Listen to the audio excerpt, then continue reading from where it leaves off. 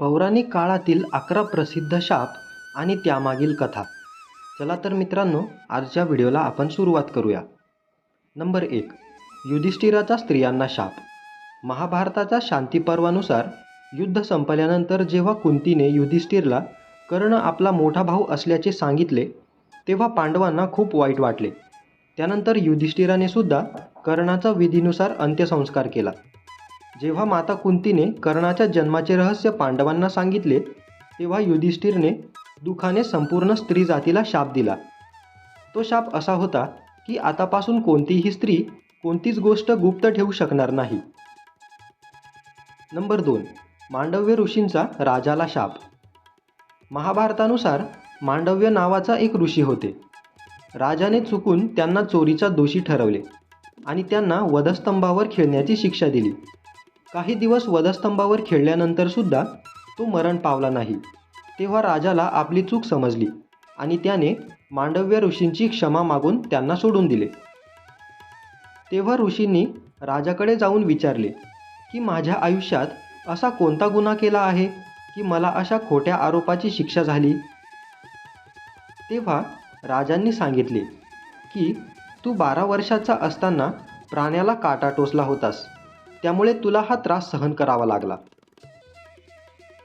तर झाले असे तेव्हा मांडव्य ऋषींनी यमराजांना सांगितले की वयाच्या 12व्या वर्षी कोणाला योग्य आणि अयोग्याचे ज्ञान नसते. छोट्या गुन्ह्यासाठी तुम्ही मला खूप मोठी शिक्षा दिली, म्हणून मी तुला शाप देतो की तुला शूद्र जातीत गुलामपुत्र म्हणून जन्म घ्यावा लागेल. ऋषी मांडव्याच्या या शापामुळे यम राजाने महात्मा विदुर म्हणून जन्म घेतला होता.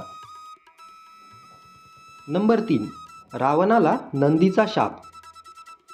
वाल्मिकी रामायणानुसार एकदा रावण भगवान शंकरांना भेटण्यासाठी कैलासला गेला होता. तेथे त्यांनी नंदीजींना बघितले आणि त्यांच्या रूपाची चेष्टा केली आणि त्यांना माकडासारखा चेहरा असल्याचे म्हटले. तेव्हा नंदीजींनी रावणाला शाप दिला की तो वानरांमुळेच नष्ट होईल आणि पुढे जाऊन रामायणानुसार तसेच घडले. नंबर 4. कद्रूचा त्याच्या पुत्रांना शाप. महाभारतानुसार कश्यप ऋषींना कद्रू आणि विनता या नावाच्या 2 पत्न्या होत्या. कद्रू ही सापांची आई होती आणि विनता ही गरुडाची आई होती. एकदा कद्रू आणि विनता यांनी एक पांढरा घोडा पाहून पैज लावली. विनता म्हणाली की हा घोडा पूर्ण पांढरा आहे आणि कद्रू म्हणाली की घोडा पांढरा आहे पण त्याची शेपटी काळी आहे. आपला मुद्दा बरोबर सिद्ध करण्यासाठी कद्रूने आपल्या सर्पपुत्रांना सांगितले की तुम्ही सर्वांनी सूक्ष्म स्वरूपात जा आणि घोड्याच्या शेपटीला चिकटून राहा. त्यामुळे काय होईल की घोड्याची शेपटी काळी पडेल आणि मी पैज जिंकेन. सापांनी काही कद्रूचे ऐकले नाही. तेव्हा कद्रूने आपल्या मुलांनाच शाप दिला की जनमेजयांच्या सर्पयज्ञात ते सर्व जळून राख होतील. नंबर 5. उर्वशीचा अर्जुनला शाप. महाभारताच्या युद्धापूर्वी अर्जुन जेव्हा दैवी शस्त्र प्राप्त करण्यासाठी स्वर्गात गेला, तेव्हा तेथे उर्वशी नावाची अप्सरा त्याच्यावर मोहित झाली. हे बघून अर्जुनने तिची आई असे वर्णन केले. हे ऐकून संतापलेल्या उर्वशीने अर्जुनला शाप दिला की तो नपुंसक होईल. तुम्हाला महिलांमध्ये नृत्यांगना म्हणून जगावे लागेल. अर्जुनाने हे देवराज इंद्राला सांगितले. तेव्हा तो म्हणाला की हा शाप तुझ्या वनवासात तुला मदत करेल आणि तुला कोणी ओळखू शकणार नाही. नंबर 6. भगवान विष्णूला तुळशीचा शाप. शिवपुराणानुसार शंखचूड नावाचा राक्षस होता. त्यांच्या पत्नीचे नाव तुलसी होते. तुलसी पतीला समर्पित होती, त्यामुळे देवांनाही शंखचूडला मारता आला नाही. देवांना वाचवण्यासाठी भगवान विष्णूंनी शंखचूडचे रूप धारण करून तुळशीचा विनयभंग केला.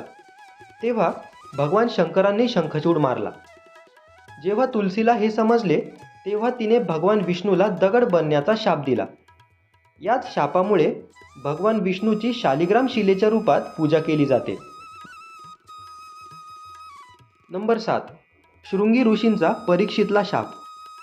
पांडवांच्या स्वर्गारोहानंतर अभिमन्यूचा मुलगा परीक्षित याने राज्य केले. त्याच्या राज्यात प्रत्येकजण सुखी आणि संपन्न होता. एकदा राजा परीक्षित शिकार करताना खूप दूर निघून गेला. तेव्हा त्याला तेथे शमीक नावाचा ऋषी दिसला, जो निशब्द अवस्थेत होता. राजा परीक्षितला त्याच्याशी बोलायचे होते, पण ध्यानात असल्याने ऋषींनी प्रतिसाद दिला नाही. हे बघून परीक्षितला खूप राग आला आणि त्याने एक मेलेला साप उचलून ऋषीच्या गळ्यात घातला. शमीक, जो ऋषींचा मुलगा शृंगी, याला जेव्हा ही गोष्ट कळाली तेव्हा त्याने शाप दिला की आजपासून 7 दिवसांनी राजा परीक्षितला बाततक्षक नावाचा साप चावेल आणि त्यामुळे त्याचा मृत्यू होईल. आणि 7 दिवसांनी तसेच झाले सुद्धा. नंबर 8. राजा अरण्याचा रावणाला शाप. वाल्मिकी रामायणानुसार रघुवंशात एक अतिशय तेजस्वी राजा होता. त्याचे नाव अरण्य होते. रावण जेव्हा जग जिंकण्यासाठी निघाला तेव्हा त्याचे राजा अरण्याशी भयंकर युद्ध झाले. त्या युद्धात अरण्य राजा मरण पावला.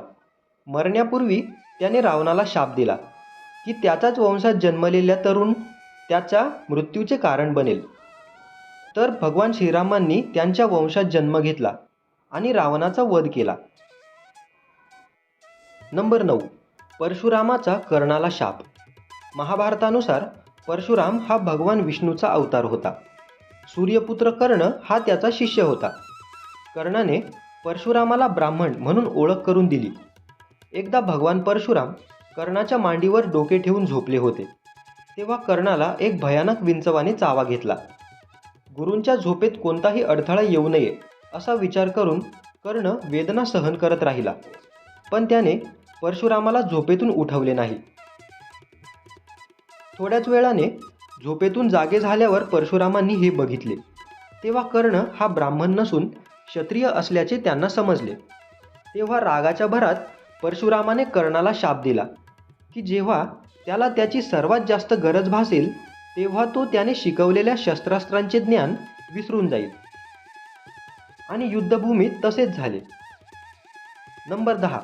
रावणाला तपस्विनीचा शाप. वाल्मिकी रामायणानुसार एकदा रावण त्याच्या पुष्पक विमानात कुठेतरी जात होता. तेव्हा त्याला एक सुंदर स्त्री दिसली, जी भगवान विष्णूंना आपला पती म्हणून प्राप्त करण्यासाठी तपश्चर्या करत होती. रावणाने तिचे केस पकडून तिला आपल्यासोबत यायला सांगितले. त्या तपस्वीने त्याच क्षणी आपला देह सोडला आणि रावणाला शाप दिला की तो एका स्त्रीमुळेच मरेल. नंबर 11. श्रीकृष्णाला गांधारीचा शाप. महाभारताच्या युद्धानंतर जेव्हा भगवान श्रीकृष्ण गांधारीचे सांत्वन करण्यासाठी आले तेव्हा गांधारीने भगवान श्रीकृष्णांना शाप दिला की ज्याप्रमाणे पांडव आणि कौरवांचा परस्पर कलहामुळे नाश झाला त्याचप्रमाणे तुम्ही तुमच्या नातेवाईकांनाही माराल. आजपासून 36व्या वर्षी तुझे नातेवाईक आणि पुत्र नष्ट झाल्यावर तुझी एका साध्या कारणासाठी अनाथासारखी हत्या केली जाईल. गांधारीच्या शापामुळेच भगवान श्रीकृष्णाच्या कुटुंबाचा अंत झाला. मित्रांनो, व्हिडिओला लाईक, तुमच्या मित्रमैत्रिणींसोबत शेअर करा आणि अशाच नवनवीन माहितीसाठी कथाकार पाटील चॅनलला सबस्क्राईब करायला विसरू नका. धन्यवाद.